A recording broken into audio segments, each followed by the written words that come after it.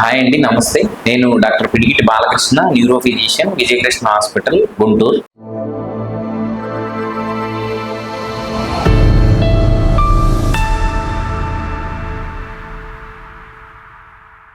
ఈ టాపిక్లో ఎపిలెప్సీ గురించి డీటెయిల్గా డిస్కస్ చేసుకుందాం. ఎపిలెప్సీ అనేది మనకు వాడుక భాషలో ఫిట్స్ లేదా మూర్ఛవ్యాధి అంటూ ఉంటారు. ఇది అప్పుడే పుట్టిన పిల్లల దగ్గర నుంచి 80, 90, 100 ఇయర్స్ దాకా వచ్చే అవకాశం ఉంటుంది. దీనికి గల కారణాలు తెలుసుకుంటే ఫిట్స్ అనేది ఏజ్ని బట్టి కారణం ఉంటుంటుంది. చిన్న పిల్లలకి, అప్పుడే పుట్టిన పిల్లలకి నుంచి 1 సంవత్సరం దాకా ఒక కారణం ఉంటే 80, 90 ఇయర్స్లో ఇంకొక కారణం ఉండొచ్చు.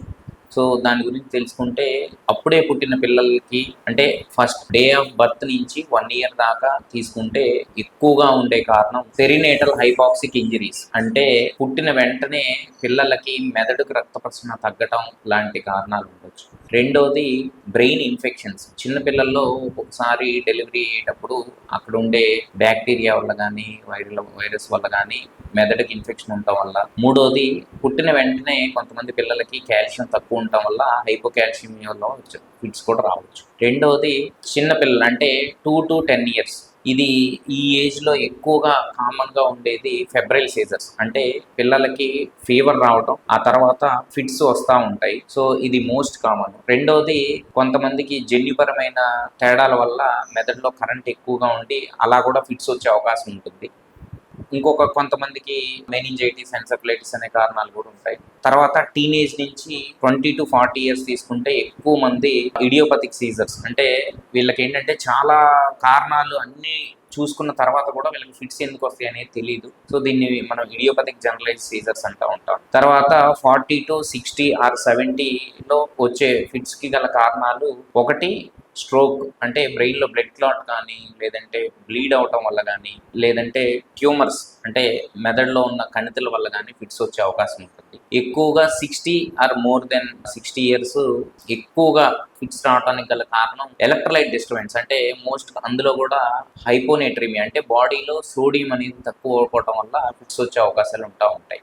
ఇవి ఒక్కొక్క ఏజ్ని బట్టి ఫిట్స్ రావడానికి గల కారణాలు.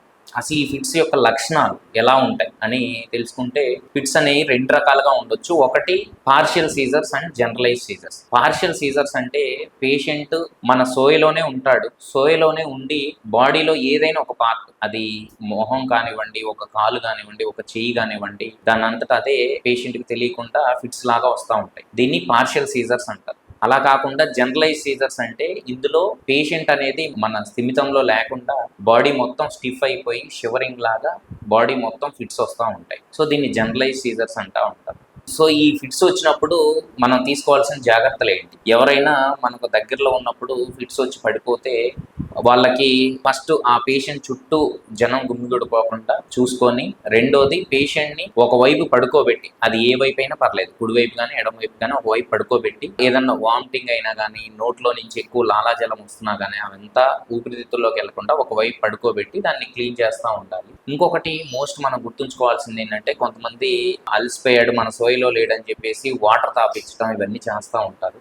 అన్నిటికంటే అస్సలు చేయకూడని పని, ఫిట్స్ వచ్చే పేషెంట్కి ఏదైనా లిక్విడ్స్ కానీ సాలిడ్స్ కానీ ఏవి ఇవ్వకూడదు. దీని తర్వాత ఈ ఫిట్స్ యొక్క ట్రీట్మెంట్ గురించి తెలుసుకుంటే, ఈ ఫిట్స్కి అందరిలో కామన్గా ఉండే డౌట్ ఏంటంటే, ఒకసారి ఫిట్స్ వస్తే ఎన్ని రోజులు వాడాలి, ట్రీట్మెంట్ అనేది ఎన్ని రోజులు తీసుకోవాలని అనేది ఎక్కువ మందికి ఉండే సందేహం. దీనికి ఫిట్స్కు ఎందుకు వచ్చాయి అనే దాని కారణాన్ని బట్టి ఫిట్స్ టాబ్లెట్స్ ఎన్ని సంవత్సరాలు వాడాలని నిర్దేశిస్తుంటారు. ఒకటి బాడీలో ఇందులో 2 కాజెస్ ఉంటాయండి. ఒకటి reversible causes, idiopathic causes. Reversible causes అంటే ఒకటి బాడీలో మన కాల్షియం కానీ, సోడియం కానీ, ఏదైనా ఇన్ఫెక్షన్ వల్ల కానీ, ఇవి అంటే వచ్చిన కారణాన్ని మనం మళ్ళీ కరెక్ట్ చేసే కారణాలను దాన్ని రివర్సిబుల్ కాజెస్ అంటారు. సో ఈ కారణాలు రివర్స్ చేసుకున్న తర్వాత ఫిట్స్ టాబ్లెట్స్ కానీ ఇంజెక్షన్స్ కానీ వెంటనే ఆపేయచ్చు. ఇలా కాకుండా రెండవది ఇర్రివర్సిబుల్ కాజెస్. అంటే బ్రెయిన్లో బ్లీడ్ అయినా కానీ, స్ట్రోక్ అయినా కానీ, లేదంటే జన్యుపరమైన కారణాల వల్ల వచ్చే ఫిట్స్ వల్ల కానీ, కొంతమందిలో